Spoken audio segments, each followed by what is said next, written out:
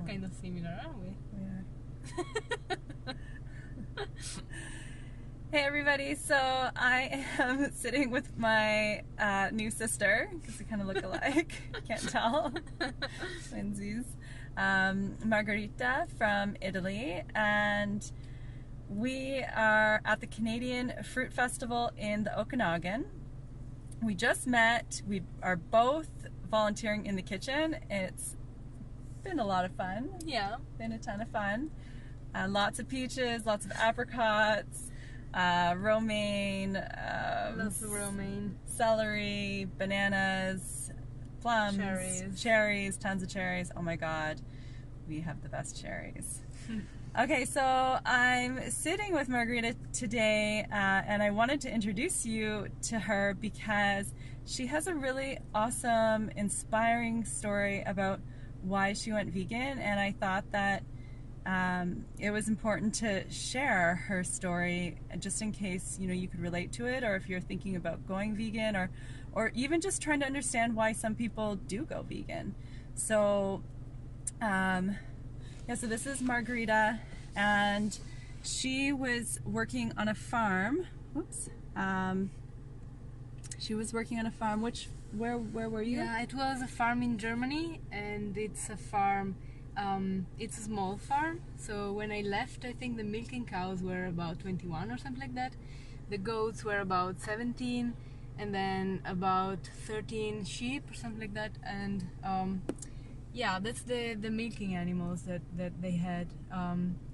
And so I was working in this farm for about 7 months until April this year.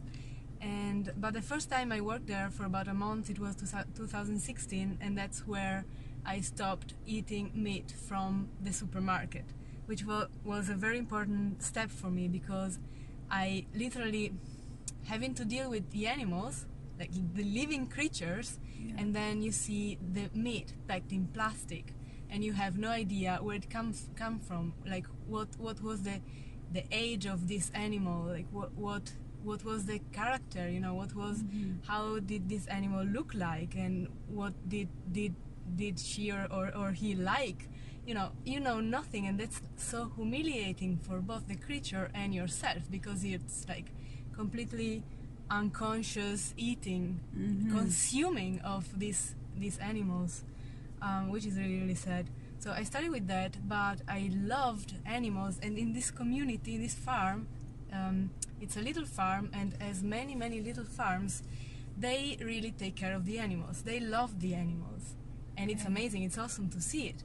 But it's a farm lifestyle, so it's like my grandparents, for example, or for many years in the past centuries, people were really grateful for their animals, but still they have to kill them and eat them, and they take their milk to make cheese. So it was very interesting for me. I loved these animals, and I thought I was gonna be a farmer one day and have. Then something happened. Like last time I worked there, I had an emotional reaction to keeping the animals, because I was taking care of the babies, and I had a few. I always had the baby cows, the calves, which are my favorite. So cute. They're adorable, really. And but I also had baby lambs. Okay. And did they all have names? Did you name them? Well, they actually, it's kind of sad. So the lambs were so many, they only had numbers. But the baby cows, for sure, they had names. Yes. Okay. The very sad thing is that, yeah, this name story also, right? So in this farm, the long-term workers know the names of the cows, but all the workers that were just new, that started with me, they were kind of not interested in knowing the names of the cows. And so the cows had numbers, or not even that. They were just, we would lead them in the milking room, and then outside, and that's it. Like, this is our contact with them. And then, of course, if you spend time with them, you realize that cows are so sociable, and they can have like a huge empathy, and it's just so nice to be with them, to be around their energy. It's such a warm, cozy energy that they spread, and so this is why I fell in love with cows. Yeah. And this happened especially last time I was there, and I was also taking care of their babies from the first day. Like after a few hours, we would take them away from the mothers, which is not completely bad, because then what happens is like the same with the dogs. If you take away a puppy from the mother, he will cry, right? Yes. That's exactly the same. But with the cows, it's important, I think, to take them immediately, because for two reasons. One is it's easier to teach them how to suck from a fake teat. Okay. It's really hard if they are a little bit more older. Okay. So it's important. And the other thing is that if you take them away and start taking care of them, if they are older, it's very stressful for them. Right. Because they're not used to humans, and it can take like months to get them used to humans again. Right. So, but the very young ones are already, they of course, they are babies, so they come out. They don't know. They have this trust that is like a gift for the world. So yes. You can take them, and they are so adorable. And then I thought I was strong enough. I thought I was like the farmers that were my friends. I thought that I could handle them being killed after a few months, but I found out that no. I mean, I'm not a very sentimental person, but when they took away my babies, yeah, that was not fun. So what happened was, in February, I had to be vegan, because my body at a certain point, I had a reaction, an emotional reaction, and I couldn't eat cheese anymore, and I couldn't eat meat anymore, and I couldn't drink milk. And with eggs, it takes another little while, because it's a different story with the chickens, I find. But yeah, with these babies, this is what happened.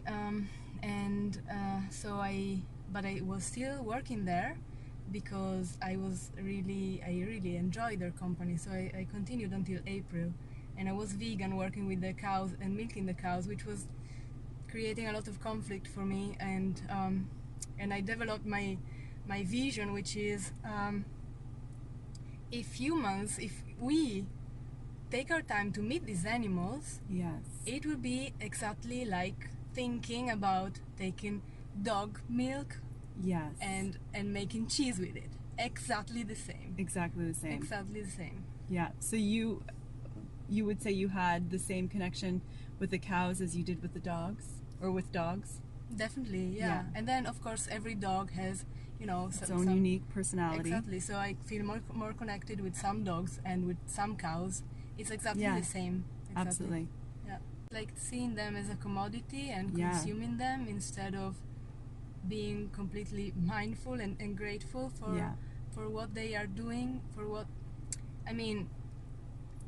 I still think that I'm not against meat eating 100%, as long as somebody does it really, really consciously and with a lot of gratitude. Right. Because it depends, of course, on your situation and on many different factors. Right. I'm not gonna say that everybody on the world should be vegan, but I'm just against this mindless thing going on. Yeah. And of course, what really hurts me is that it's easy to go from proper farming to industrial breeding. Like, I saw how easy it is to just think, oh my god, I have all this other project, I just don't want to take care of these animals right now, Yeah. So I will just do it fast, taka taka taka, and then I can take care of some other project, and I don't know, I can think about selling the milk that they are giving me. Something. So it is like, when we're talking about mindfulness, like, we're talking about setting an intention and understanding, like, our motives, why we're doing the things that we're doing, what is driving us. And at the heart of mindfulness is love, is compassion, is gratitude. And when we can connect to those things, then that's when we see peace on earth. And who doesn't want more peace? And then also understanding, these animals have personality, they have characteristics that are and they're ready to give us love. They're ready to give us love. That's the most, like, touching thing. Right. Yeah. Yeah.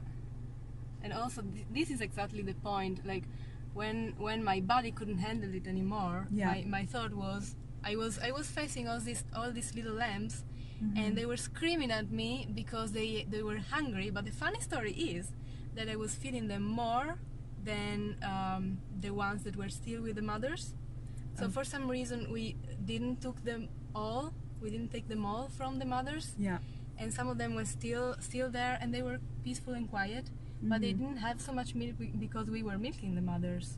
Uh-huh. And with this milk I was feeding the other ones, so the other ones were getting much more milk, Mm-hmm. but still they were like constantly super hungry. And sometimes when they are very young, they die because they are weak, and it was very cold this year. So I actually, that day when this happened, I just took a baby that was almost frozen. I took him home with me by the fire to try to make him or her survive, but she didn't make it. So around 4 in the morning, she died in my arms. That was bad. But then what was even worse was that I went back to the stable to bring this little baby there, and I saw another baby dead in the stable, and all these other babies screaming at me, super hungry, already at 4:35 or whatever the time was. And then I realized, oh my God, we are creating all this suffering for nothing, because we want the milk from the mothers of these animals, as if we didn't have anything else to eat. Like really, this is ridiculous. And so after I had this emotional reaction, I can say these things, because after the emotional reaction, then the rational explanation came. And now, studying a little bit of the vegan lifestyle, I have also many other reasons why I want to continue this lifestyle. So it's about environment, and it's about mindfulness in general. I think I was very lucky that my body kind of told me, yeah, it's time to make a change. Yeah, exactly. Yeah.